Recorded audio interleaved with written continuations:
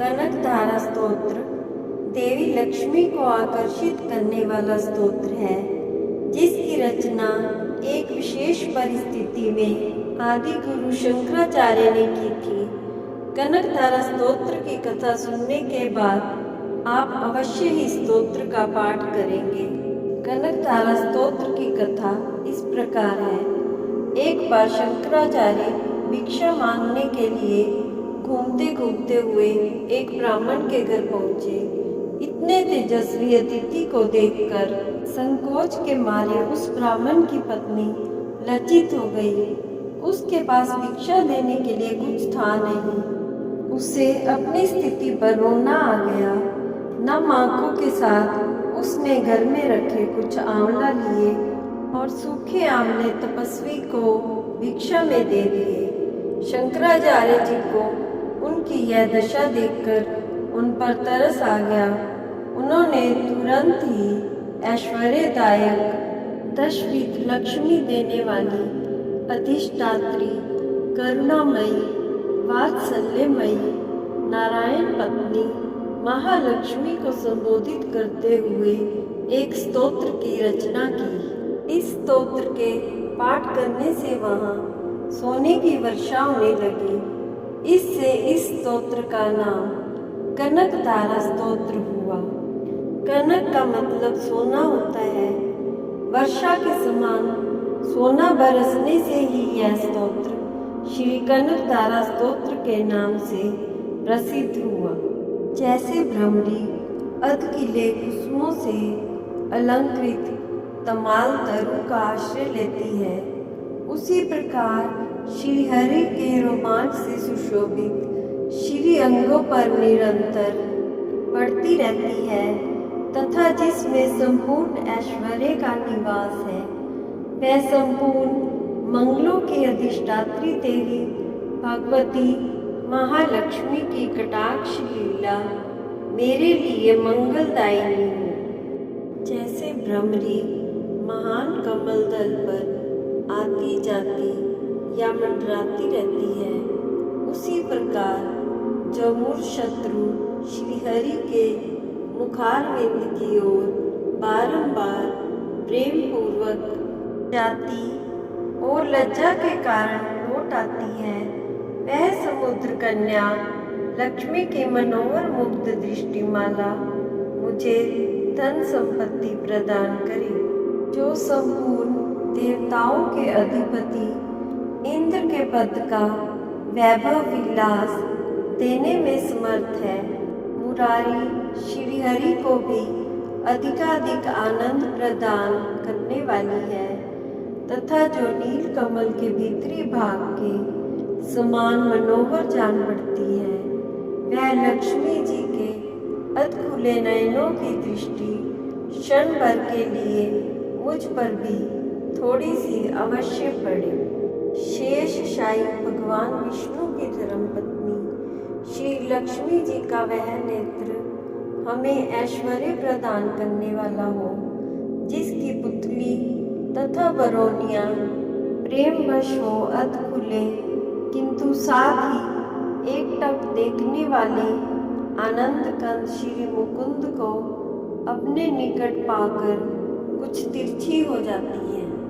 जो भगवान मधुसूदन के कौस्तुभमणि मंडित वक्षस्थल में इंद्रनीलमयी हरावली सी सुशोभित होती है तथा उनके भी मन में प्रेम का संचार करने वाली है, वह कमल कुंजवासिनी कमला की कटाक्ष माला मेरा कल्याण करे। जैसे मेघों की घटा में बिजली चमकती है, उसी प्रकार जो कैटभ शत्रु श्री विष्णु के काली मेघमाला के समान श्याम सुंदर वक्षस्थल पर प्रकाशित होती है, जिन्होंने अपने आविर्भाव से भृगुवंश को आनंदित किया है तथा जो समस्त लोकों की जननी है, उन भगवती लक्ष्मी की पूजनीय मूर्ति मुझे कल्याण प्रदान करे।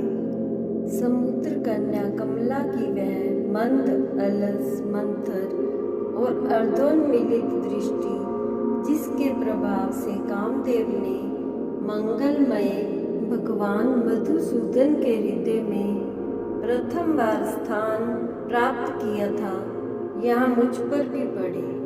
भगवान नारायण की प्रेयसी लक्ष्मी का नेत्र रूपी मेघ दया रूपी अनुकूल पवन से प्रेरित हो दुष्कर्म रूपी काम को चिरकाल के लिए दूर हटाकर विषाद में पड़े हुए मुझ दीन रूपी चातक पोत पर धन रूपी जलधारा की वृष्टि करे। विशिष्ट बुद्धि वाले मनुष्य जिनके प्रीति पात्र होकर उनकी दया दृष्टि के प्रभाव से स्वर्ग पद को सहज ही प्राप्त कर लेते हैं, उन्हीं पद्मासना पद्मा की वह विकसित कमल गर्भ के समान कांतिमती दृष्टि मुझे मनोवांछित पुष्टि प्रदान करे। जो सृष्टि लीला के समय वाग देवता के रूप में स्थित होती हैं, पालन लीला करते समय भगवान गरुड़ ध्वज की सुंदरी पत्नी लक्ष्मी के रूप में विराजमान होती हैं तथा प्रलय लीला के काल में शाकंभरी चंद्रशेखर वल्लभा पार्वती के रूप में अवस्थित होती हैं। उन त्रिभुवन के एकमात्र गुरु भगवान नारायण की नित्य यौवना प्रेयसी श्री लक्ष्मी जी को नमस्कार है। मात शुभ कर्मों का फल देने वाली श्रुति के रूप में आपको प्रणाम है। रमणीय गुणों की सिंधु रूप रति के रूप में आपको नमस्कार है।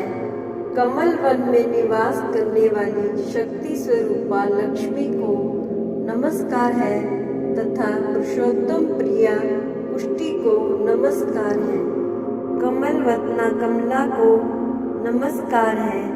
क्षीर सिंधु संभूता श्री देवी को नमस्कार है। चंद्रमा और सुधा की सखी बहन को नमस्कार है। भगवान नारायण की वल्लभा को नमस्कार है। कमल सदृश नेत्रों वाली मान्या माँ, आपके चरणों में की हुई वंदना। संपत्ति प्रदान करने वाली, संपूर्ण इंद्रियों को आनंद देने वाली, साम्राज्य देने में समर्थ और सारे पापों को हर लेने के लिए सर्वथा उद्यत है। मुझे आपकी चरण वंदना का शुभ अवसर सदा प्राप्त होता रहे। जिनके कृपा कटाक्ष के लिए की हुई उपासना उपासक के लिए संपूर्ण मनोरथों और संपत्तियों का विस्तार करती है, श्री हरि की हृदयेश्वरी, उन्हीं आप लक्ष्मी देवी का मैं मन वाणी और शरीर से भजन करता हूँ। भगवती हरि प्रिय, तुम कमल वन में निवास करने वाली हो। तुम्हारे हाथों में लाल कमल सुशोभित है। तुम अत्यंत उज्ज्वल वस्त्र, गंध और माला आदि से शोभा पा रही हो। तुम्हारी झांकी बड़ी मनोरम है। त्रिभुवन का ऐश्वर्य प्रदान करने वाली देवी, मुझ पर प्रसन्न हो जाइए। दिग्गजों द्वारा स्वर्ण कलश के मुख से गिराए गए आकाश गंगा के निर्मल एवं मनोहर जल से जिनके श्री अंगों का अभिषेक होता है, संपूर्ण लोकों के अधीश्वर भगवान विष्णु की गृहिणी और क्षीर सागर की पुत्री उन जगत जननी लक्ष्मी को मैं प्रातःकाल प्रणाम करता हूँ। कमल नयन केशव की कमनीय कामिनी कमले, मैं दीनहीन मनुष्यों में अग्रगण्य हूँ, अतएव तुम्हारी कृपा का स्वाभाविक पात्र हूँ। तुम उमड़ती हुई करुणा की बाढ़ की तरल तरंगों के समान कटाक्षों द्वारा मेरी ओर देखो। जो लोग इन स्तुतियों द्वारा प्रतिदिन वेद त्रयी स्वरूपा त्रिभुवन जननी भगवती लक्ष्मी की स्तुति करते हैं, वे इस भूतल पर महान गुणवान और अत्यंत सौभाग्यशाली होते हैं तथा विद्वान पुरुष भी उनके मनोभाव को जानने के लिए उत्सुक रहते हैं। श्री शंकराचार्य द्वारा विरचित इस कनकधारा स्तोत्र का पाठ जो भक्त प्रतिदिन तीनों काल में नियमित रूप से करते हैं वे कुबेर के समान धन धान्य से युक्त हो जाते हैं। इस प्रकार श्री शंकराचार्य विरचित कनक तारा स्तोत्र संपूर्ण हुआ।